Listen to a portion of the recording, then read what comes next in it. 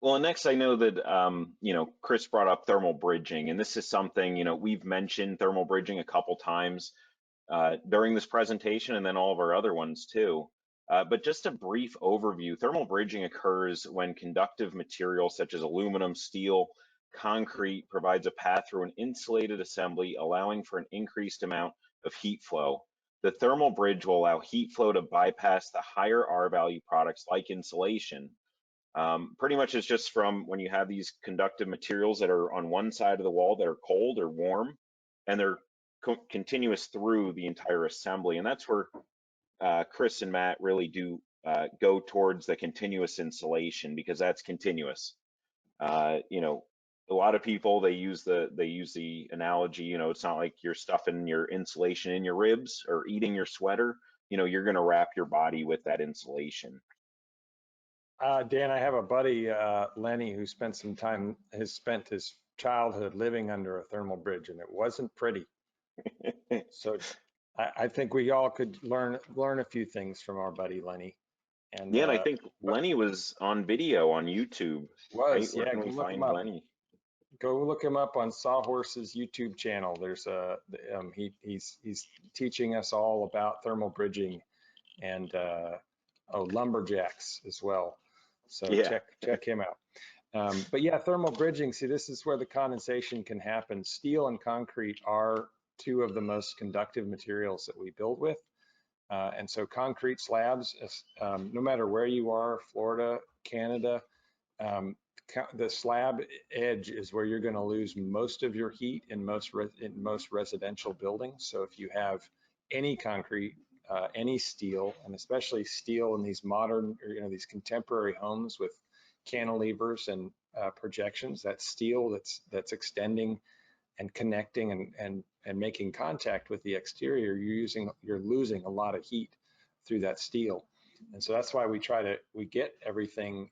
We'll talk about this continuity of the insulation and trying to come up with details to where we can wrap this structure within our blanket of insulation so that we don't have any of this thermal bridging, and we don't have heat loss, we don't have condensation, we don't have leak points around these penetrations. So this thermal bridging is a big thing, and that's why, I mean, it's one of the main reasons why thermal imaging is so popular now and so widely used, because these images right here show us. There's a real popular image of a building in Chicago of these high rises that use post-tension concrete for their floors, and it's just every single floor with the balcony. You see the balcony just losing an incredible amount of heat, and it's just this is something the industry continues to ignore, and we just make up for it by using heating and cooling systems that make up for that heat loss or gain, instead of doing something, instead of fixing it at the source, which is in the material, and yeah. creating a thermal break for all of it, and it would just save a lot of heartache later. Well, in that building, and I've seen that one before, because it just looks like a giant radiator. It's basically radiating the heat from inside, and it's going right out. Yeah. So that's something that we're trying to eliminate. I know with this house, and we'll get into some of the actual, the slab, what we're doing there.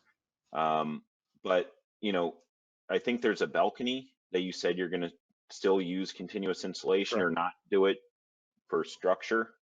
That's right. And how does that Yeah. sit with like passive house?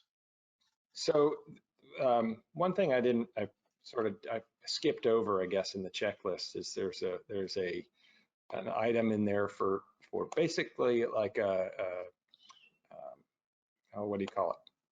Drawing a blank here, but where you can make up for if you have any weaknesses. Let's say you have, in this case, our balcony, our cantilevered edge, there might be areas where we're going to have difficulty getting the full R30, but we can do trade-offs where because we're doing so much work around the entire enclosure with the better windows and better insulation, that the average U value or R value of the entire building enclosure is as long as it comes to the same number, whether you're, the approved number that through Passive House, then you're okay. So you can have some areas where you might do a little less insulation, or maybe have a window or two that's doesn't meet that because it's the historic window and the owners really wanted it kept in the building. But everything else is so well done and so and exceeds the requirements that you can average it out. And so in this case, in our case, with we still have continuous insulation around the entire balcony to help with the, to help with condensation and thermal bridging, but we may not have the full thickness of R30 or R60 for the roof. Right. Yeah. And it's still gonna work.